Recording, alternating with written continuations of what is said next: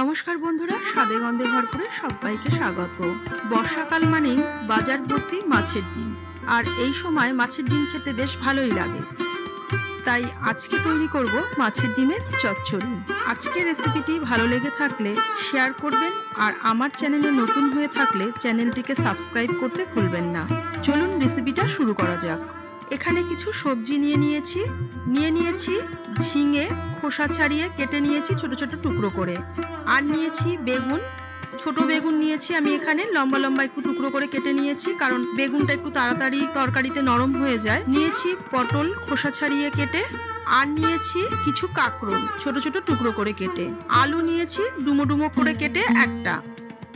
নিয়েছি 250 গ্রাম মাছের ডিম।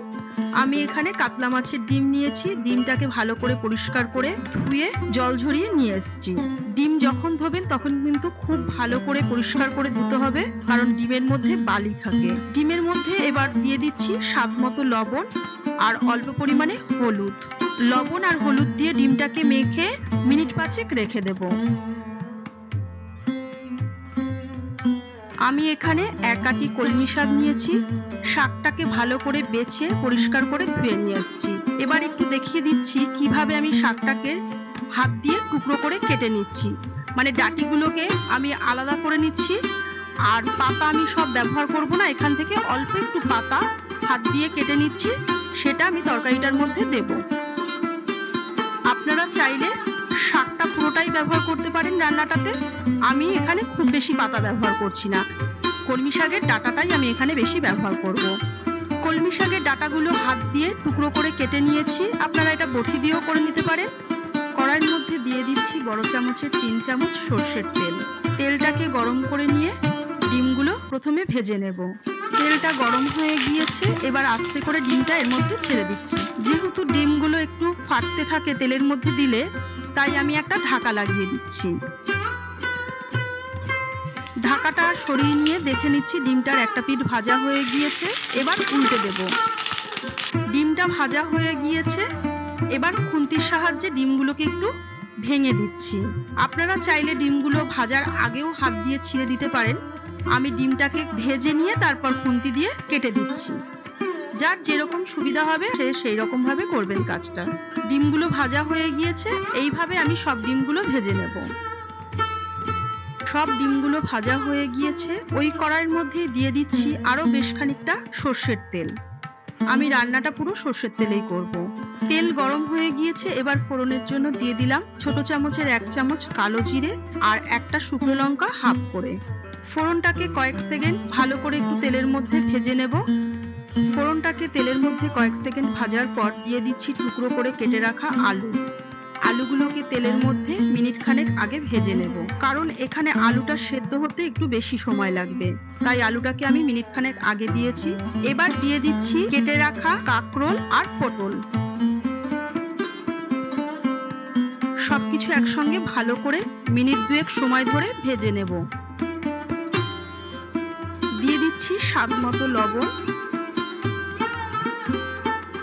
এবার একটা ঢাকা লাগিয়ে দেব, যাতে তাড়াতাড়ি করে সেদ্ধ হয়ে যায় সবজিগুলো। মিনিট 2 পর ঢাকাটা খুলে নিলাম। এবার দেখে নিচ্ছি সবজিটা কতটা হয়েছে। সবজিটা অনেকটাই সেদ্ধ হয়ে গিয়েছে। এবার দিয়ে দিলাম টুকরো করে রাখা বেগুন। বেগুনের টুকরোগুলো দিয়েও আরো মিনিট 2 ভেজে নেব। বেগুন সেদ্ধ হতে খুব বেশি সময় লাগে না, তাই একটু পরেই আমি বেগুনটা দিলাম। বেগুনটা দিয়েও আরেকবার ঢাকা লাগিয়ে দিচ্ছি। বেগুনের টুকরোগুলোকে কিছুক্ষণ ভাজার পরে দিয়ে দিচ্ছি টুকরো করে রাখা ঝিঙে, কলমির ডগাগুলো আর কলমি শাকের কিছুটা পাতা। পাতা আমি এখানে খুব অল্পই দিয়েছি, আপনারা চাইলে বেশি পাতাও ব্যবহার করতে পারেন। সব সবজিগুলোকে দিয়ে তেলের মধ্যে আবারও কিছুক্ষণ ভেজে নেব।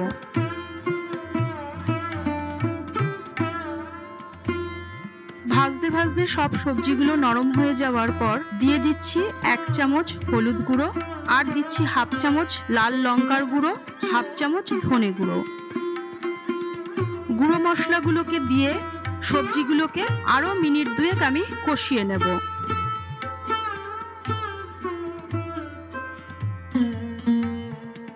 চচ্চড়িটাকে মিনিট 3 কষাবার পর দিচ্ছি 3টে কাঁচা লঙ্কা ছেঁড়া, আর দিয়ে দেব আগে থেকে ভেজে রাখা ডিমের টুকরোগুলো। ঝালটা আপনারা আপনাদের নিজেদের স্বাদ মতো দেবেন।